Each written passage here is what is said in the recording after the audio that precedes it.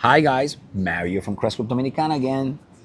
And Tracy from Crest Group Dominicana. Hola. Hola. So today I want to tackle one of the most highly heated debates in the Facebook groups about driving in the Dominican Republic.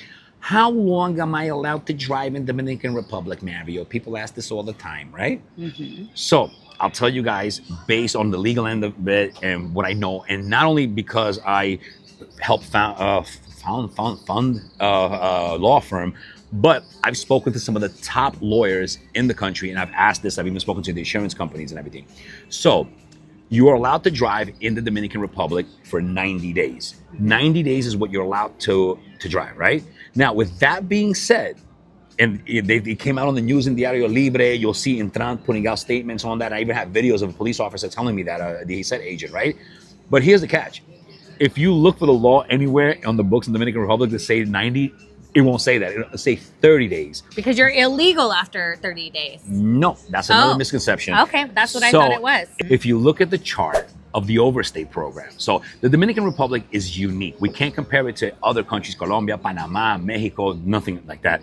They created a legal overstay program in order for people to stay here, to enjoy, to snowbird, to invest, to do all the good stuff that they want us to do, but not to make you go through the process of residency, which here is a bit complicated, and we tackle that in other videos because it's a two-step process in two countries. It's not like everywhere else. So with that being said, illegal is the person who crosses the border illegally into this country, and technically illegal person, right?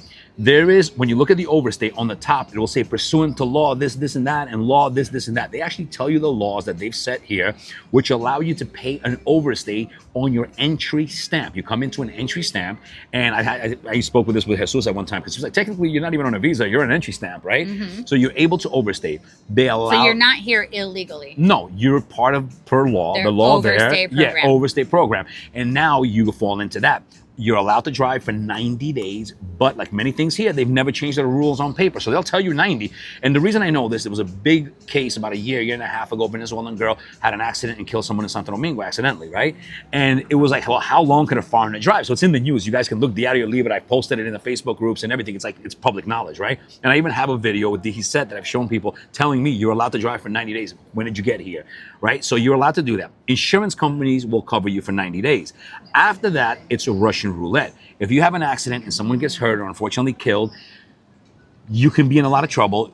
Insurance can refuse to insure you because you're driving illegally. Your license is at that point not valid because you're driving illegally. So I personally don't recommend to anybody to drive after 90 days, anything, because if something does happen, you do run the risk of being charged of driving illegally and not having insurance. So imagine your car damaged, the other car damaged, you could be liable for all of this, for all the damages when it comes to that. Now, another thing, people, and it was in the Diario Libre, they mentioned an international driving license. Now, somebody once showed me a paper where Dominican Republic, 1960, 70 something, signed an agreement that multiple nations signed to have the international license. And you see on your social media, it'll pop up, get your international license and you're good for a year. Mm-hmm. Now, my partner, who's an attorney, has looked for this, and we continue to look for this. And if you're an attorney, if an attorney has shown you this, please send it to us. I'd love to see it, where they actually accept the international license. My partner went to he went to the cops and said, do you guys respect? He's like, listen, man, foreigners, 90 days. That's all we know, right? Mm-hmm. So a lot of times, don't get caught up on that. I have no proof that they will honor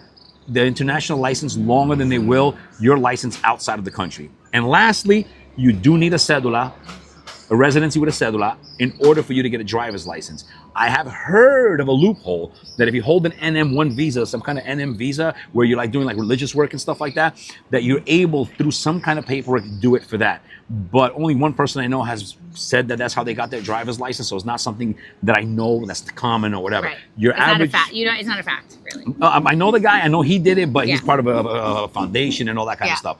So I can't, I can tell you that for the 99.999% of us, we have to have a residency with a cedula. Then with the cedula is how you get your driver's license, because there are residencies that do not give you a cedula, and with those you can't get the driver's license. So I hope that helps. If you guys want to know more, drop it in the comments, suggestions. We're here for you.